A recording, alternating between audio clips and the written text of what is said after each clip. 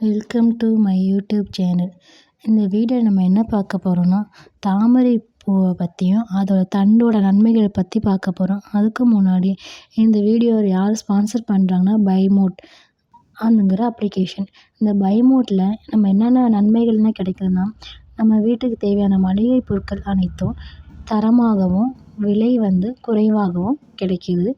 பொருட்கள் அனைத்தும் குறிப்பிட்ட நம்ம ஆர்டர் பண்ணோம்னா 1 வாரமோ 2 வாரத்துக்குள்ளேயே அனுப்பி விட்டுருவாங்க.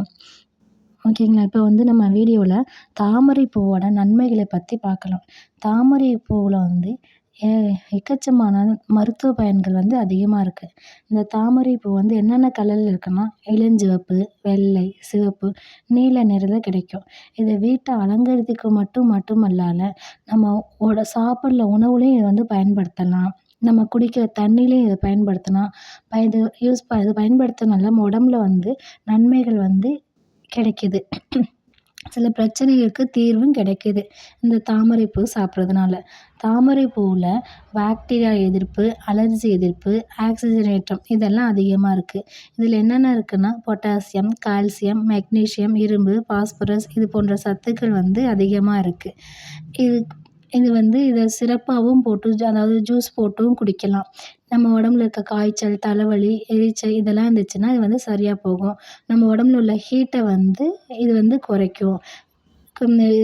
குறைக்கும். இது ஜூஸ் ஒரு கிளாஸ் தண்ணியில் கொதிக்க வச்சு தாமரைப்பூ போட்டு 2 மணி நேரம் தனியாக வச்சுட்டோம்னா, 2 மணி நேரம் கழித்து இது வடிகட்டி குடித்தோம்னா இது கோடை காலத்துக்கு ரொம்ப நல்லது.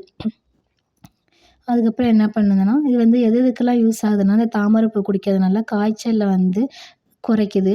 சிறுநீரகத்தை ஆரோக்கியமாக வைத்துக்கும், இதயத்துக்கு நல்லது. அப்புறம் எதுக்குன்னா, சர்க்கரை அளவை குறைக்குது. சர்க்கரை அளவு குறைவாக இருக்கிறவங்க இந்த தாமரை பூவை அதிகம் சேர்த்துக்கக்கூடாது. அதுக்கப்புறம் என்ன, இருமல், காய்ச்சல் இதுக்கெல்லாம் யூஸ் ஆகுது. அதுக்கப்புறம் முகத்தை பளபளப்பாக வச்சுக்கிறதுக்கும் யூஸ் ஆகுது. அதுக்கு மட்டும் இல்லாமல் இந்த தாமரைப்பூ தண்டு வேறு எதுக்கெல்லாம் யூஸ் ஆகுதுன்னா, தாமரைப்பூ தண்டு உடல் வெப்பத்தை குறைக்க பயன்படுது. இந்த தாமரை பூவை போலவே தாமரை தண்டுலையும் ஏகப்பட்ட நன்மைகள் இருக்குது. நீண்ட காலம் உயிர் வாழ்வதற்கு இந்த தாமரை தண்டை பச்சையாக சமைச்சு சாப்பிட்டாலே போதுங்கிறாங்க நம்ம வல்லுநர்கள். இது நம்ம ஆராய்ச்சி பண்ணி வந்ததில் இந்த தாமரை பூவில் ஏகப்பட்ட நன்மைகள் இருக்குதுன்னு சொல்கிறாங்க. இந்த தாமரை தண்டை உரித்தோம்னா வெள்ளையாக இருக்கும்.